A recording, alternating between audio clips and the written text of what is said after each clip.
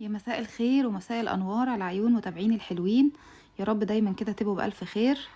بصوا بقى، في ظل غلاء الأسعار الفظيع اللي احنا بقينا فيه، فقلنا ايه بقى، نعمل كده حاجة حلوة بمكونات بسيطة جدا وموجودة عندك في البيت، هتقومي فورا تعمليها. سهلة جدا جدا جدا وموفرة ورخيصة وتمام وحلوة وبتأدي الغرض. ووقت ما تبقي عايزة حاجة حلوة تقدري تعمليها وتاكليها، وكل مكوناتها عندك في البيت. وحتى لو هتشتري حاجه من بره، حاجتها رخيصه جدا ما فيهاش اي حاجه. هسيبكم بس الاول تسمعوا صوت القرمشه، وبعدين نرجع بقى نشوف الدنيا فيها ايه.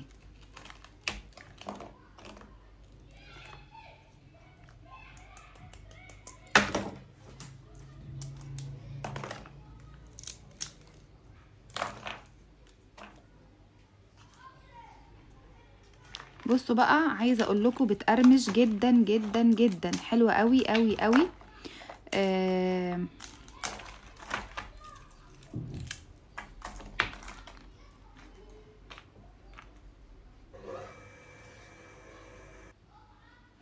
طيب تعالوا بقى نشوف المكونات بتاعتها ايه. و يعني عايزه اقول لكم قبل ما ابتدي الوصفه، طبعا ما تنسوش لايك وشير وسبسكرايب للقناه. تمام. اللايك ضروري يا جماعه، مهم جدا. طيب ده فول سوداني كده متقشر، انا بجيبه من عند المقله، اللي هو بالقشره البني بتاعته بس متحمص. تمام. وانا بقشره كويس. دول حوالي 5 كوبايات من الفول السوداني. ال5 كوبايات دول عاملين حوالي كيلو. تمام. الكيلو ده هاخد عليه قد ايه سكر؟ هاخد عليه كوبايه بنفس المعيار. يعني انا هعاير 5 كوبايات من الكوبايه دي بنفس المعيار اللي هعاير بيه الفول السوداني. هاخد يعني كوبايه وتلات ارباع سكر، كوبايتين الا ربع سكر عادي من بتاع تموين في البيت عندنا. يبقى انت ممكن يبقى عندك فول اصلا، يعني ممكن يبقى فول عندك ومقشراه مثلا ومتحمص كويس، وتشيلي القشره البني بتاعته، او هتشتري من المقله كيلو فول سوداني كده متقشر. تمام. و... وتظبطي الدنيا فيه كده وتشيلي القشره البني بتاعته وتظبطيه وتتاكدي ان هو طازه، مفيهوش اي طعم عطانه او اي طعم حاجه مرره. تمام. وزي ما قلتلك هاخد 5 كوبايات من الفول السوداني، وهاخد قصادها كوبايتين الا ربع من السكر. يعني انا بصوا خدت كده حوالي كده نص كوبايه. تمام. ورجعت خدت ايه، ربع تاني كده تقريبا. خلاص. طيب هناخد بقى السكر ده وهنطلع على البوتاجاز. الفول السوداني ده يعني يبقى دافي. يعني لو انا جايباه متحمص ممكن تديله لفه كده في الميكروويف، او تحطيه على صاج كده وتدخليه الفرن دقيقه او دقيقتين كده يدفى. انا مش عايزاه يتحمص تاني، بس عايزاه يبقى دافي. ليه؟ عشان لما اجي انزل بيه على السكر ما يقفش مني. هنا هحط السكر على نار هاديه، انا هكرمل السكر على نار هاديه. هحط سكر بس، ما فيهوش اي حاجه تاني خالص، هو سكر فقط لا غير. تمام. هحطه على نار هاديه. هفضل كده، بصوا، اول ما هيبتدي احس انه ابتدى يحمر مش هحط المعلقه دلوقتي، هبتدي كده ايه، كل شويه هقلب فيه بايدي كده. وفي نفس الوقت اللي انا بحمر فيه السكر هكون مجهزه صينيه عليها مفرش بلاستيك كده او كيس يكون شديد كده، مدهون دهنه زيت خفيفه. تمام. انا هحرك السكر كل شويه بايدي، مش هقلبه. اول ما ابتدي احس انه خلاص بقى ابتدى كده اللي من تحت ابتدى يسيح ويتكرمل، في الوقت ده هبتدي اقلب فيه. تمام. اول ما يبتدي يقلب فيه برضو على نار هاديه، هقلب بس تقليب عشان اللي من تحت ما يتحرقش ويمرر، ويبقى اللي من فوق زي ما هو. لا، اول ما ابتدي احسه ابتدى يسيح كده، لا، هبتدي في الوقت ده هبتدي ادي تقليبه. حلو الكلام. هقلب وهسيبه على نار هاديه، مش هقلب يعني على طول، لا، سيبيه يسيح شويه. كل شويه هيسيح. بصي هنا تحسيه عامل زي الرمل المبلول اهو.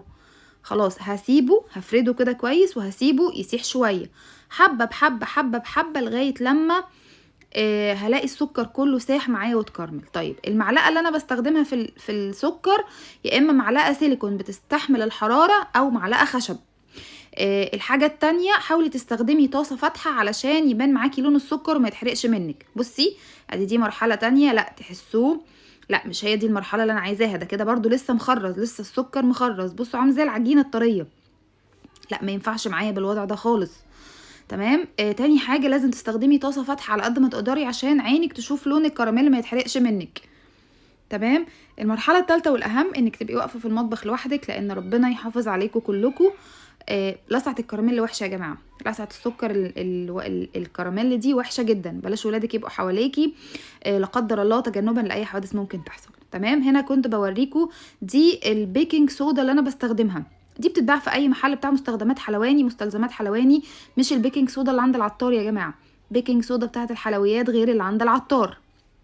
بيكنج صودا لو انت احتجتي يعني قوي ممكن تحطي رشه بيكنج باودر، مفيش مشكله.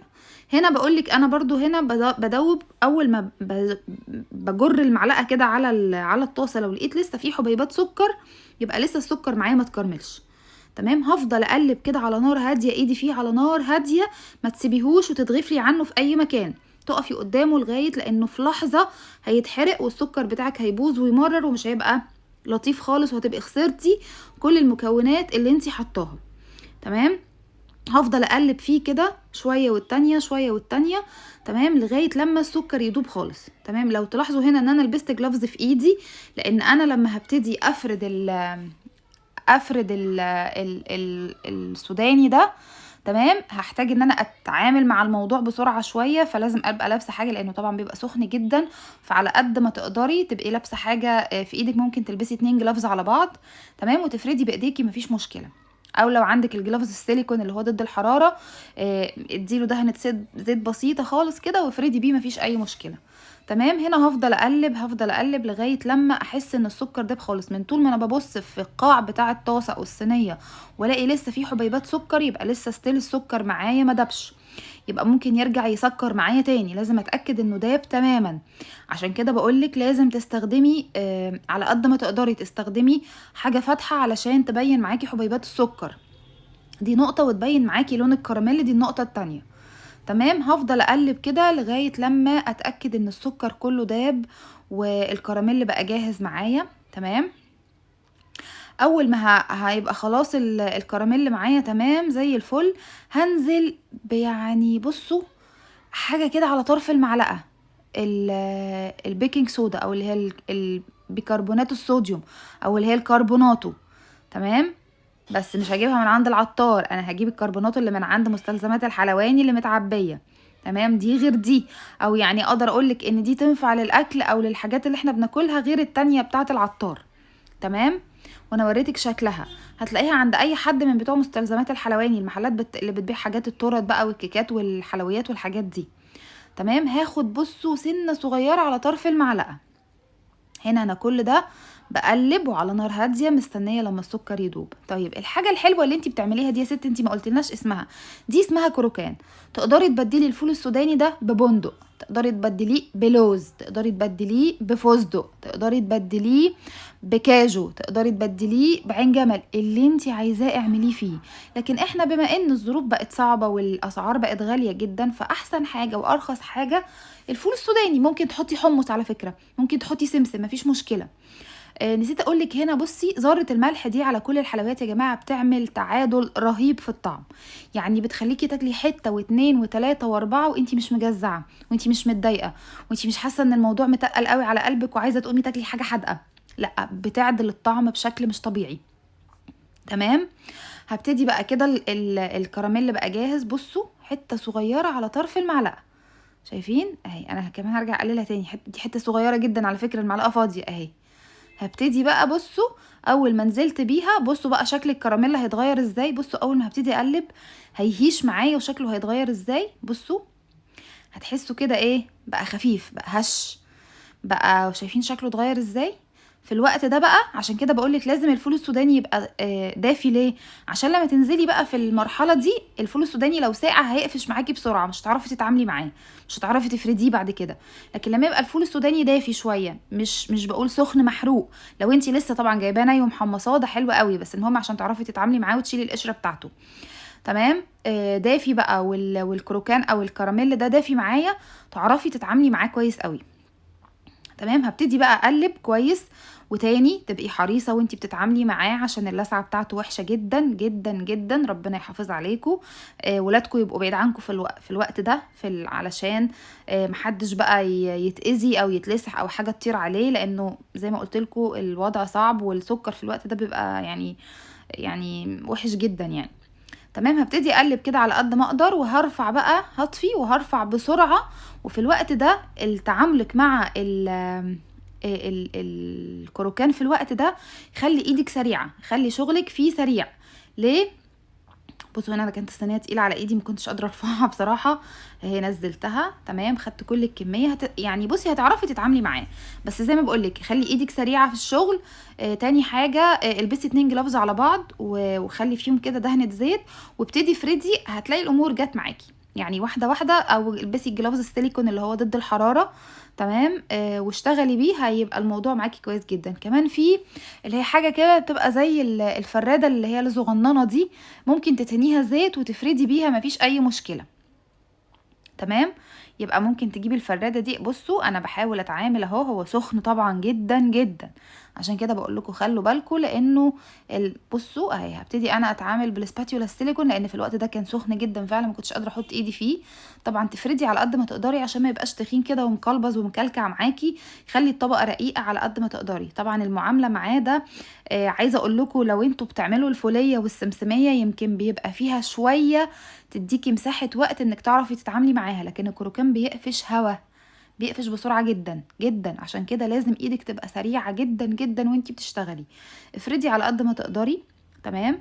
حاولي المكان قدامك يبقى واسع، يعني حاولي تعاملي مع حطي الحاجه على صينيه واسعه او على طبق واسع، وتبقي حاطه طبعا مفرش سيليكون ضد الحراره، او يعني كيس بلاستيك يكون شديد كده، وتبقي دهناه زيت، مش هيحصل له اي حاجه، مفيش اي مشكله. وافردي بقى بالسباتيولا ستيل. هنا انا كنت خلاص يعني فردت كده وخلصت، هبتدي بقى ايه، هبتدي افرد بقى بايدي، شايفين؟ هبتدي في الوقت ده هبتدي افرد بايدي اهو، تمام. بعد ما هبتدي بقى افرد بايدي كويس جدا اهو، بصوا بقى هفردها على قد ما تقدري، على قد ما تقدري افردي كويس جدا، حلو الكلام. وهي دافيه كده. بصوا انا بحاول طبعا على قد ما بقدر، ايديا يعني مش عايزه اقول لكم كانت اتلسوعت يعني لسوعه محترمه، تمام. بايدك اليمين والشمال افردي كده لغايه لما توصليها للسمك اللي انت عايزاه. المهم ما تكونش تخينه كده ومقلبظه، عشان تبقى يعني لذيذه كده وخفيفه في القطم. هي عموما هتطلع خفيفه وهشه جدا معاكي. عايزه اقولك انه لو انتوا بتشوفوا ان الفوليه والسمسميه خفيفه وهشه، لا دي هتبقى اخف واهش منها مليون مره، حقيقي خفيفه جدا. وعايزه اقول لكم كمان اللي بتتعمل بالبندق بيبقى طعمها تحفه.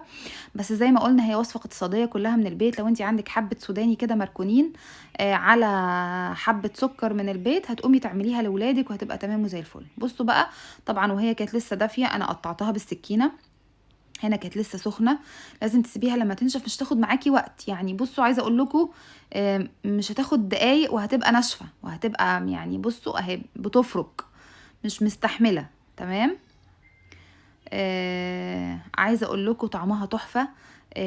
تقدروا على فكره تطحنوها وتحطوها مثلا على وش كيك، على وش شوكليت، تعملوا شوكليت بالكراميل. ممكن تجيبوا باكو شوكولاته كده وقالب سيليكون وتدهنوا وتحشوا بقى كراميل، تكسروه كده ناعم شويه وتحشوا بالكروكان ده من جوه وتاكلوه. عايزه اقول لكم الكروكان ده على الايس كريم بيبقى بيحط الايس كريم في حته تانية. المهم ان هو حلو وجميل وسهل وخفيف ومن البيت وموفر واقتصادي، مفيهوش اي حاجه بتكلف خالص خالص خالص. يا رب تكون الوصفه عجبتكم، ما تنسوناش بقى لايك وشير وسبسكرايب للقناه. اشوفكم بقى الفيديو